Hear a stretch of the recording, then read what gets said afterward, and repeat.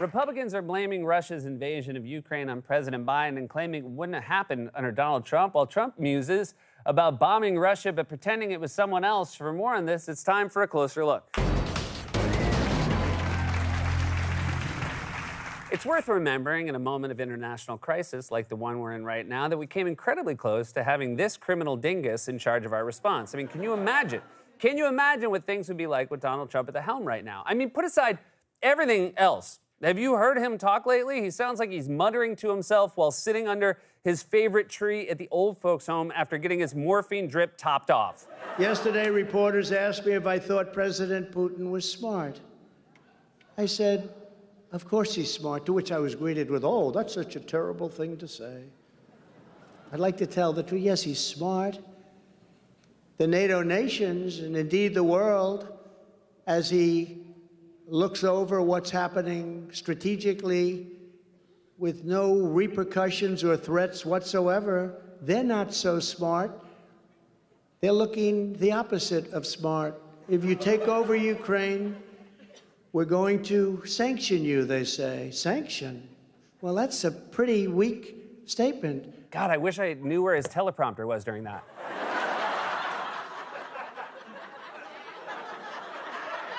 What is with that soft tone of voice? Is he doing story time at the local library?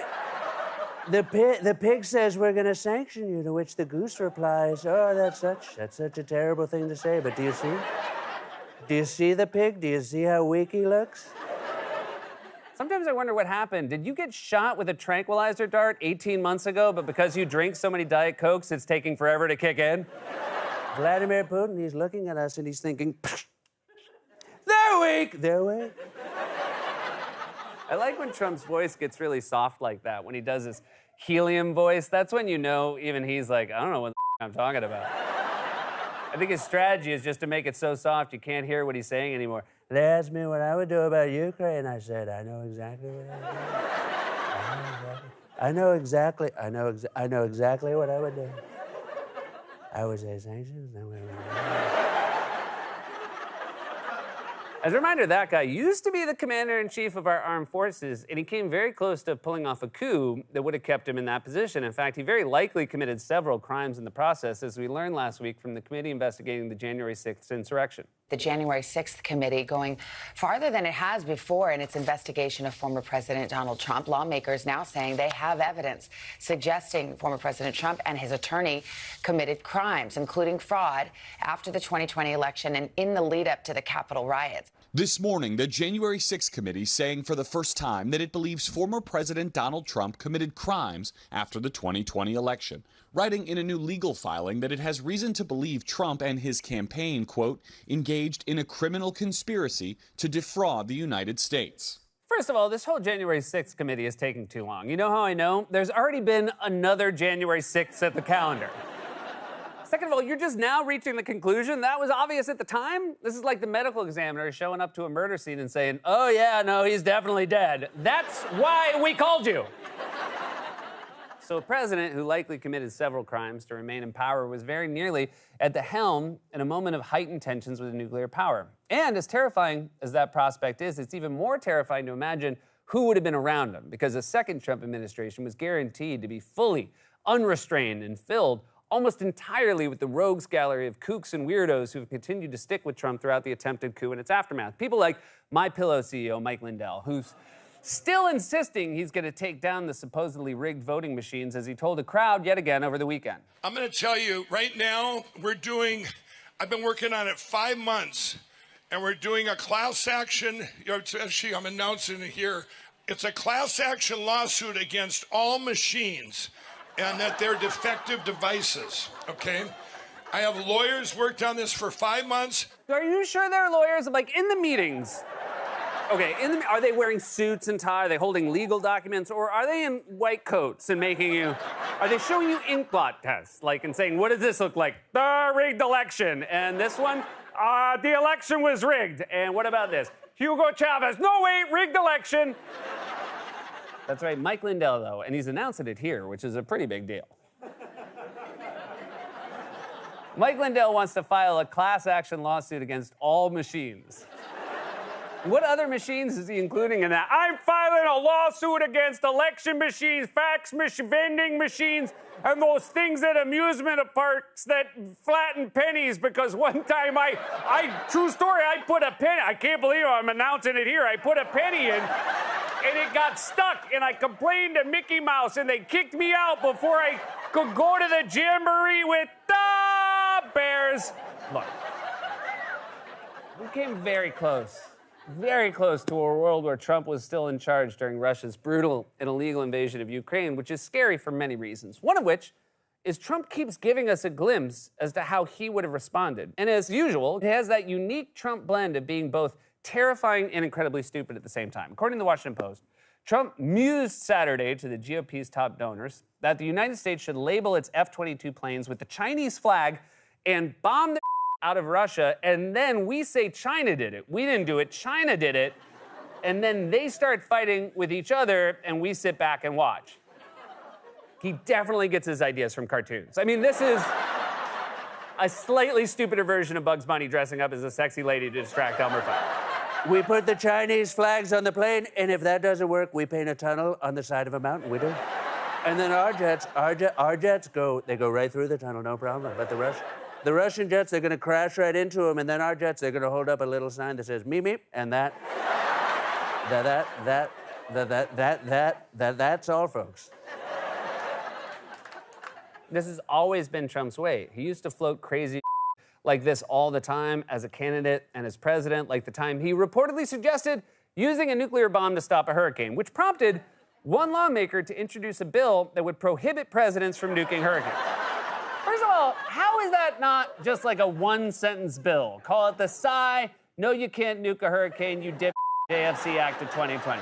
Second, I love when they have to pass a law that technically applies to all presidents, but is specifically aimed at Trump. It's like when your coworker at Chipotle gets caught wrapping his junk in a tortilla and the manager has to make a new rule for everyone because of it. All right, guys, there's a new sign up in the break room, no wrapping your private parts in the tortilla anymore. This applies, of course, to all of you, but we are calling it the Shane Rule. Trump's dumb ideas were always rebuffed by his generals, but who the hell knows who he would have hired in a second term after getting away with the coup? For all we know, he could have made Lindell chairman of the Joint Chiefs, and we'd all be surrendering our toasters to the government as part of the war on... all machines. Yeah.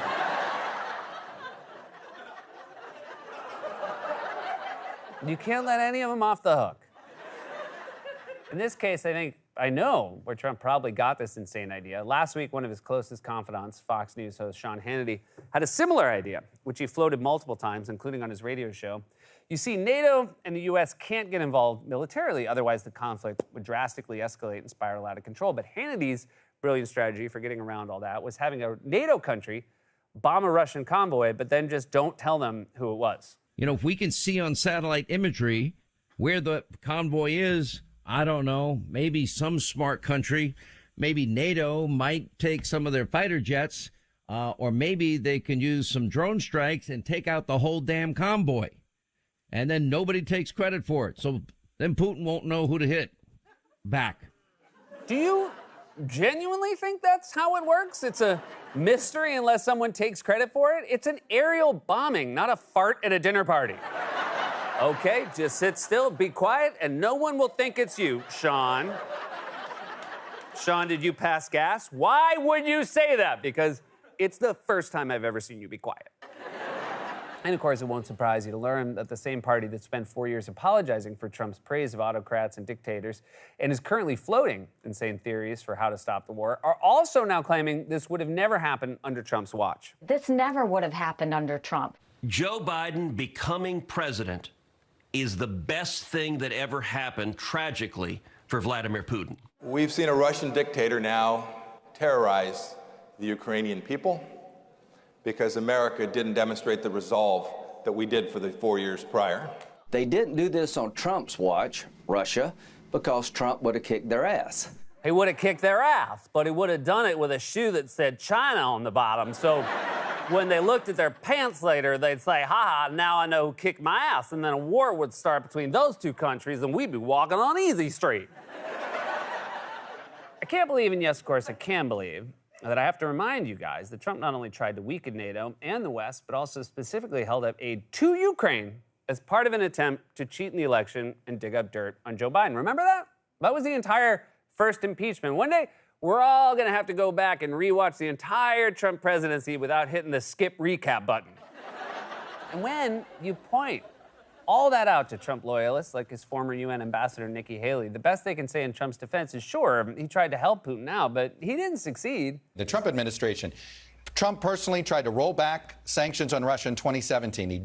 They tried to lobby Congress to weaken Russian sanctions in legislation in 2017. He tried to remove sanctions on a Russian oligarch company in 2018. Delayed chemical weapons sanctions that were required by law against Russia. And let's not forget holding Ukrainian military aid hostage for a political stunt. You don't think any of those things sent a message to Vladimir Putin that America is divided, the West is divided, and he can get away with whatever he wants? You said it in every one of those things. You kept saying he tried. All I know is what he did. Yeah, Chuck, he tried to help Putin, but he was too stupid to follow through. So, checkmate, libs. I get it now. Trying is different from doing. So it's only a crime if you successfully rob a bank. Not if you try to rob a bank, but then the teller says, "Is that a stapler?" And you say, no, this is a gun. And then someone else looks at it and says, "Office Depot doesn't make guns." And you say, "Shut up." So then you try to steal a pen without realizing the pen is chained to the desk. So you get yanked and you fall backwards and you split your pants and everyone in the bank starts laughing. You're sweating so bad from the despair, but you take off your mask and someone says, "There's a camera, you idiot." And you look up and you realize you're staring straight into the security camera and you say, "Guys, this doesn't count, okay? I only tried to rob the bank, but I didn't do it, so shut up." But then the video gets uploaded to YouTube and it goes viral. So to stop it, you file a lawsuit against all machines. Yeah. Everyone. The point is, if you're a person with any power at all and you want to do something about the crisis, maybe try helping the 1.7 million refugees who have fled Ukraine so far, the many others who are still there and need our solidarity. That would be a lot more productive than pitching insane ideas for starting World War III. No one wants to hear that. Even the people at your fundraisers are thinking, "Oh, that's such a terrible thing to say." This has been A Closer Look. God's Love We Deliver cooks and brings over 2 million meals a year to men, women, and children living with HIV, AIDS, cancer, and other serious illnesses, and they need your help. Now more than ever, if you're watching this online, you can hit the donate button. Stay safe, get vaccinated. We love you.